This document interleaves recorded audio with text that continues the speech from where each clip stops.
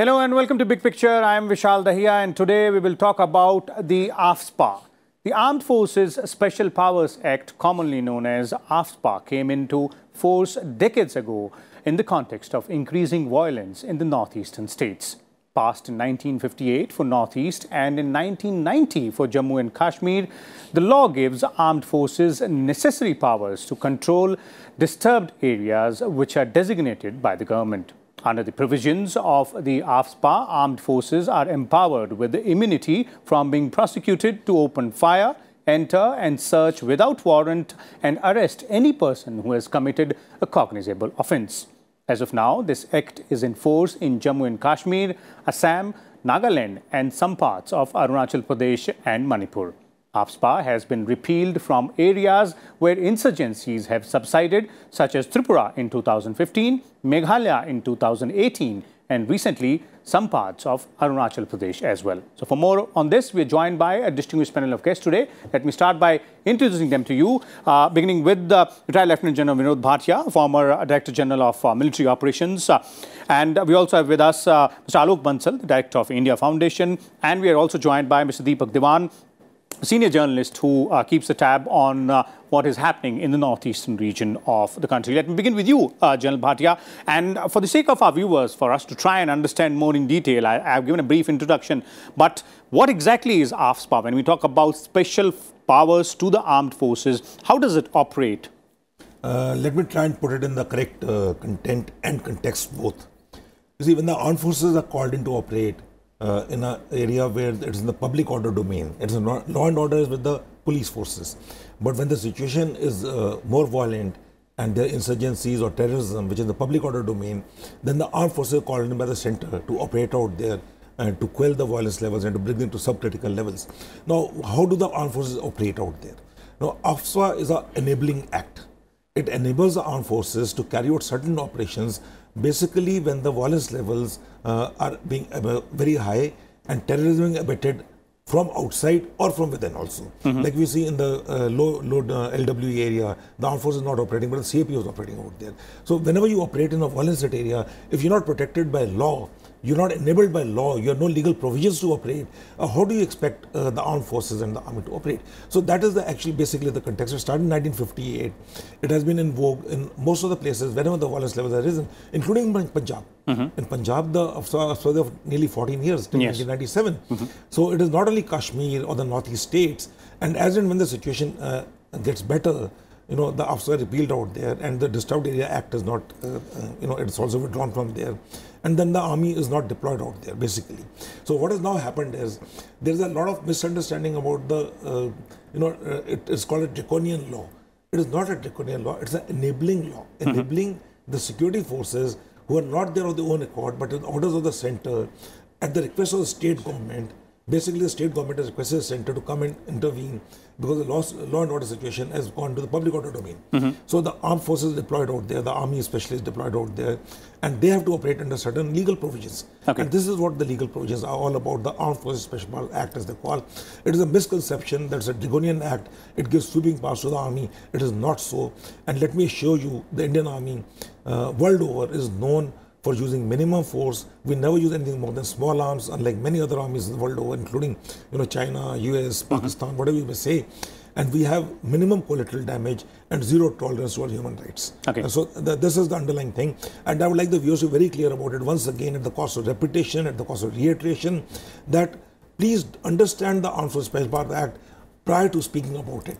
Without that, I do not think the armed forces can operate in any environment in the public order domain. Mr. Diwan, as General Bhatia is pointing out, it's an enabling act. And the reason why I want you to comment on it is because it started in 1958 specifically for the northeastern states, and it is still in operation there in some of the states, while it has been withdrawn from states like Tripura as well, and in 2018 it is Meghalaya also. So how would you look at AFSPA and its operation on the ground?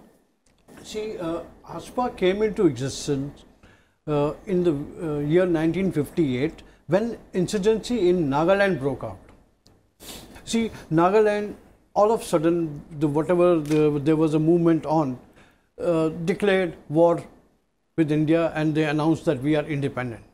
and the security forces, Indian forces, had to work there from the scratch, because there was no network of intelligence, there was no cooperation from the local police. So that's why, keeping that in mind, this act was brought in, which gave them a kind of enabling act, which gave them a protection also to act there. That's how it came. Another thing what General said has explained to you and to us, to your viewers, I would say further, whenever any state government fails to curb militancy or separatist or any such movements, secessionist movements, then they seek help from the center. So all these states, they have got armed forces operating there on the request of the state government only. That's how the center sends forces and the area is declared disturbed. So just 2 days ago, the Home Ministry issued a notification. They have withdrawn AFSPA from more places in Arunachal also. I would like to name those places. There's a police station called Bijosa. It is in East Kameng district, from where AFSPA is withdrawn now. And Balijan in Papampura district, from where AFSPA is withdrawn. And then also Belema and Balukpong, which is just bordering Assam Stagepur, from where Arunachal starts, which is in West Kameng district. From there also AFSPA is withdrawn. But it continues in the border states, border districts of Arunachal, Nagaland, and the area which is bordering Myanmar.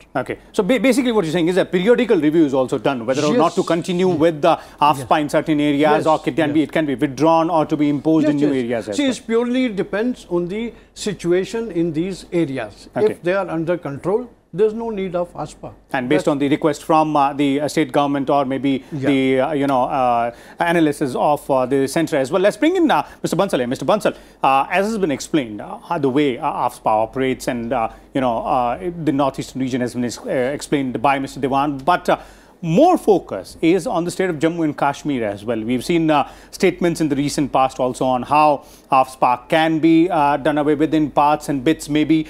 So how do you look at that? See, let me clarify first. The very reason that you are having a debate today on AFSPA in the middle of an election season is primarily because one major political party came out with a manifesto asking that they want to dilute AFSPA. Now, while dilution of AFSPA, to my mind, is a problematic affair. If you don't want AFSPA, you can withdraw. Any government of the day has the right to withdraw AFSPA from a particular season. Even the state government can say that we don't want it, and the national government can function according to that. But what happens is, when you dilute it, you actually weaken the armed forces.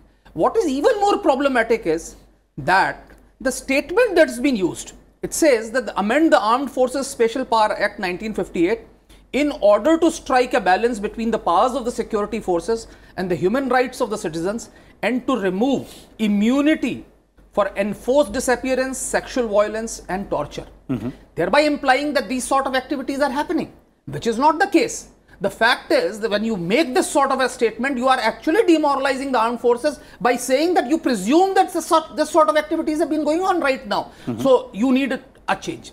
The second factor, why armed forces are extremely averse to dilution. Because what happens is that, please understand, armed forces are operating in an environment which is alien to them. They are operating within the country in this sort of a thing, but the locals, they're not the local people. Once an armed forces is withdrawn, anybody can file a frivolous case. And considering the time that our judiciary takes to dispose of a case, a soldier who has been posted from, say, Jammu and Kashmir to Kerala, for him to keep coming for that case and keep appearing is actually a huge mental harassment and a demoralizing factor. We have seen in the recent past, so many fictitious cases have been slapped against the armed forces personnel. So obviously armed forces are extremely wary of operating in an environment where the enabling provisions of the Armed Forces Special Powers Act are diluted. See, if you feel that a particular area has reached a certain level of normalcy, you don't want Armed Forces Special Powers, you can repeal it. It was done in Manipur, in the Imphal, it's been removed. So only in the municipal area. Municipal limit of Imphal, it's been removed. So it's been done. Of course, the implications have not really been very good, because that enables all the anti-national elements to actually come and take shelter in Imphal, because they know they are not going to be prosecuted here. They actually come there for rest and recuperation. But any government of the day can take a decision which districts you can have. You can decide on Jammu and Kashmir whether it is required in A district, B district, C district, D district, or even sub. So that can be done. But please do not do it, because in Jammu and Kashmir, we are not only seeing an insurgency, we are seeing a proxy war. You have outfits which are being funded, supported, both morally as well as materially, from across the border.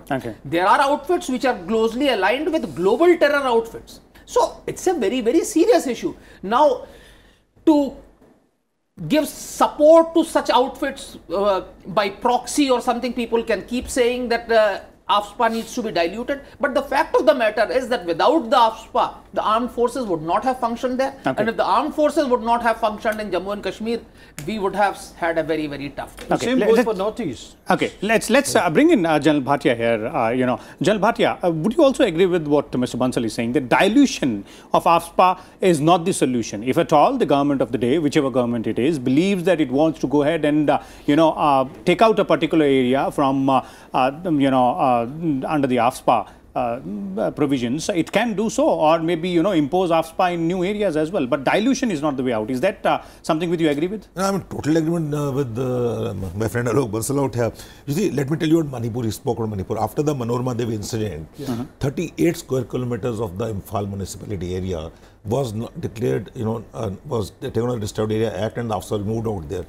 Let me tell you, the 80% of the violence of Manipur is in 38 square kilometers. 20% of the rest of the state. So that is, if that is the situation the states want, the central government wants, it's okay. The armed forces is not there with their own accord. But if you do not enable the soldier to carry out his duties, how do you expect him to carry out the duties? So that is the key question. And look at a state like Jammu and Kashmir. Jammu and Kashmir, the violence levels are there and they're supported by Pakistan. We all know that. And if you are to dilute the AFSPA, how do you expect him to expect the soldier to function out there? He says the state does not trust me. If the state does not trust the soldier, why should the soldiers function for the state? And if you look at the whole picture right now, there's judicial activism which is taking place. It is not only the soldiers who are serving who are called from various places, it is also when I go on retirement. After 10 years after retirement, I can be called back for a particular action which happened, let's say, 10 years ago. So I'm a retired soldier living in my village, very happy to till my half an acre of land. And then I'm called out there and I'm left to, now he's not in service. So he's put into jail out there and for investigation. Because he has filed the FIR. So there are major problems already which are existing, because even the present AFSPA does not cater for this. So instead of reinforcing AFSPA and making sure that the soldier is protected for a lifetime, we are now thinking of diluting the AFSPA. I don't think that is the right thing to do, because given our security situation, especially in the border states of Jammu and Kashmir and Northeast, we need to continue with AFSPA. And if you do not want the armed forces out there, please say so. Just withdraw the Disturbed Area Act and armed forces from there, and let the normal law and machinery handle the situation out there if they're so. And wherever the situation has gone subcritical, because you see, the military cannot give you a solution. Military can give you a platform for a solution. The solution has a political solution. So if you look at Arunachal Pradesh, Meghalaya, Tripura, the armed forces have been withdrawn. Punjab has been withdrawn. Assam has been withdrawn in a number of places. Manipur also, for that matter. So it is not that, a lot of people think that the armed forces are against it. We are not against the armed forces, not against it. They just say that if you want me to operate out there, please give me the provisions, legal provisions and the legal protection to operate. That is all. But there's one more point as well, and I would like to ask all of you one by one, starting with General Bhatia only. Let's say, there have been cases when there have been complaints against the soldiers as well. So in those cases, do you believe that these kind of cases give that handle to those people who want to go ahead and ask for dilution of acts like AFSPA? You see, I'm not saying that there is zero tolerance to human life, but I'm not saying it doesn't happen. There will be aberrations out there, but let me tell you, minimal. You look at the forces deployed out there. We've been fighting the proxy war for 30 years plus. Nearly 30 years. What has happened out there? Even in Northeast, 1958 onwards. But if you look at it, it is there. And when this happens, these are big, very, very big. And these become a cause for asking for withdrawal of AFSPA. These are backed by the anti-national elements out there, the ANEs as we call them. Because if the AFSPA is withdrawn, the armed forces go away, it will serve the purpose of the insurgents, the terrorists, and the ANEs, and of course the our neighbors who are supporting them. Okay. So that is the main issue. I'm not saying that human rights violations don't happen; they do happen. But when they happen, let me assure you, the armed forces in particular come down very, very heavily on them. Very, very heavily. Okay. There's just no question, because we are a disciplined army and we will not tolerate human rights violations. Okay, Mr. Bansal, the aberrations do happen, but yes, our armed forces are properly equipped as per their own rules as well to deal with such aberrations. Firstly, let me tell you that armed forces deal with it far more expeditiously than the normal course would have taken, because in normal course the cases could have dragged on for years and years. In armed forces, generally you resolve the issue within a few months, the person is punished, and it's a very expeditious trial that takes place. There have been some cases, it's also very fair. But please remember, for every one case where there has been a conviction, there have been at least 10 cases where there is a fake complaint. In fact, fake complaint with a malified intent. I am not talking of complaint where there is actually a mistake. There are cases where false cases have been registered with a pure malified intent in collusion with the anti-state actors or with agencies or which are operating across the border. Second thing is, please understand, diluting the AFSPA amounts to asking a soldier to tie his hands and operate in a battlefield. Can he do so? Either you tell him don't go into the battlefield, and if you send him to a battlefield, get him properly equipped. You can't ask a soldier, tie your hands behind and then go into the battlefield. That's absolutely unacceptable. Please understand, armed forces in Jammu and Kashmir are operating even under AFSPA, under Supreme Court guidelines. There are very clear-cut laid down guidelines how that has to be followed, and they are being adhered to in letter and spirit. So once the Supreme Court of the land has taken a decision, has given certain guidelines, now trying to dilute it just for various other reasons, political reasons, is probably absolutely wrong. Okay. And final issue, let me make one more point. Indian army has been fighting insurgency for decades, and we are the armed forces with least collateral damage. Let me give you a contrasting example. When Pakistani army launched Operation Rahe-Rast in Swat, 3.5 million people were displaced. 3.5 million is an amount, actually, it's a huge number. When Rahe-Najat was operated in South Waziristan, again lakhs of people were displaced. When Zarb-e-Adb happened, 1 million people were displaced. In every single of these operations, air power was used, artillery was used, armor was used. Armor was used, of course, in Rahe-Rast, not in other two, but artillery and air power was used. Please understand, a shell coming from a gun or a bomb being dropped from an aircraft does not make a distinction between a terrorist or a civilian. Whereas Indian armed forces have gone for minimum collateral. You see China, 1.5 million people have been interned under the garb of re-education. If Indian armed forces would have done even 1/100th of them, there would have been a huge hue and cry. So, despite having such impeccable credentials, when people talk in such manner, it is actually highly demoralizing for the armed forces. Okay, Mr. Dewan, your viewpoints on that? Well, I think I will speak keeping Northeast in mind. From the Northeastern perspective, yes. See, number one, when the demand for removal of AFSPA has been coming from all these states, including Manipur, sometime in Arunachal, sometime in Assam. But the thing is, the question is asked again, is the state government capable to handle the situation? If state government can handle the situation, contain or control insurgency, then there is no need of armed forces to go there. If you want army to operate and control and save your people, then you have to give them this AFSPA cover. This has been debated all along. And AFSPA or its issues of dilution and all that have been discussed at length. There have been 2 commissions. If you remember, Justice B.P. Jeevan Reddy Commission. This was instituted in 2005. It gave it a recommendation suggesting some changes, some states it said it should not be imposed. Like Arunachal was recommended in that commission report. And then after that, 2012, again Justice J.S. Verma commission came. They also gave their report. It was discussed at length with the Ministry of Defence.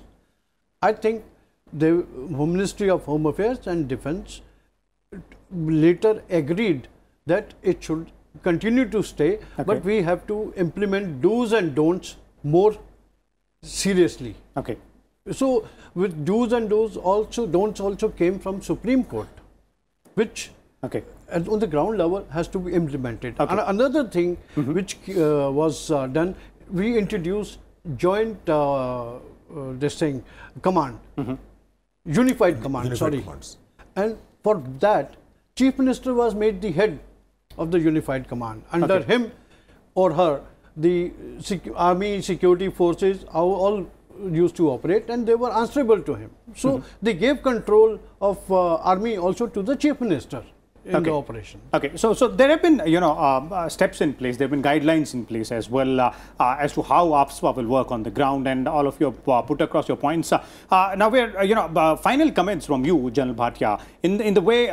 How do you see the entire debate over AFSPA moving from here onwards? Yes, once the election season is over, the new government of the day will have its, viewpoint, and will be free to go ahead and implement its viewpoint on the ground by either removing AFSPA from certain areas or putting it in some more places. The call for removing AFSPA, diluting AFSPA is very old. It's not nothing new about it. And the government, the Congress party, which is actually one of the major parties, has said that they would like to dilute the AFSPA. Well, they were then governance long time ago, and they did not do it at that point of time. Why did not do it? Because they have to take considered decisions. Yeah. When in governance, when in administration, you got to take considered decisions. When in opposition, you can say anything. So there's a little difference out there. But let me also say that, having heard you, moment you start, you talked about do's and don'ts. Let me show you the Santosh Hegde commission. Yeah. Then you catch the soldier for not following the do's and don'ts. And as a soldier, let me tell you, moment the first shot is fired, all the SOPs and do's and don'ts just vanish. And it is that. All of us that's a real life situation. Yeah, because you don't know this. The terrorist doesn't come with a placard, I'm a terrorist. He doesn't have a nameplate saying I'm a terrorist. He has no identification. And there are no do's and don'ts for them. No, and there are no do's and don'ts. It's only protection of the civil population, life and limbs of the people. And we have to also ensure minimum cost. Imagine the amount of cost which the Indian Army and the Indian Armed Forces are paying for terrorism is colossal. And why they're paying such a cost is, I'll take a small example, Pampur. 2016. There's a big building in which the students were there. We had to evacuate the civilians, and then we lost 2 officers out there, Pawan Kumar and Tushar out there. They could have easily been saved had we used what Alok Bansal was saying. We should just demolish the building. Where's the problem out there? There are 4 terrorists inside. We lost 4 people, 4 of our soldiers, including 2 officers from a regiment. So that is the restraint which we in the Indian Army actually not only demonstrate, we practice. So if you were to dilute AFSA, my take is that please withdraw the army from these areas and let the police do the law and order duties. Okay, final words from you, Mr. Bansal. See, as I said, AFSPA is an enabling act, and if the government of the day feels that in a particular region AFSPA is not required, then of course it is free to remove that. But any dilution would actually make it totally ineffective and will be extremely counterproductive, considering the fact that Indian Army is known the world over for causing the least collateral damage. And I've given you examples. You can see any of our neighboring states, the collateral damage in any operations by Indian Army has been minimal. In fact, we have never used air power except in one occasion in Mizoram, ever against it. We have never used artillery, we have never used any heavy weapons. So that shows that we have actually restrained ourselves. We have do's and don'ts, but as General Bhatia said very clearly, best laid plans actually go awry once the first shots are fired. And when a soldier is fighting for his own survival existence, you can't expect him to stick to a guidelines which has been given to him on a paper, do this, do that, do that. But as far as possible in the peacetime, before starting the operations, they do adhere, they try and take police people or the local people with them when they are going on a cordon and search operations. They take locals so that there are no accusations like this against them. Okay. This has evolved over a period of time. And I think what he's saying is absolutely right. All these things have evolved, the drills have evolved. And we are, we're a combat-rich army. And we are doing it very, very well. And people are very, they come and study us. The foreign armies come and study the way we conduct our operations. Okay, clearly. So as our panelists are pointing out, that Indian Army has a impeccable record in ensuring that there is a minimum collateral damage in operations in civilian areas, and they're also saying that dilution of AFSPA might not be helpful for the soldier fighting on the ground. Let's wait and watch as to what happens after the elections, the government of the day, whichever wins general elections 2019, what kind of decision they will take with respect to AFSPA and its dilution or extending it to several other areas as well. We'll come back again tomorrow with a different topic and different set of guests. Till then, keep watching Rajya Sabha Television.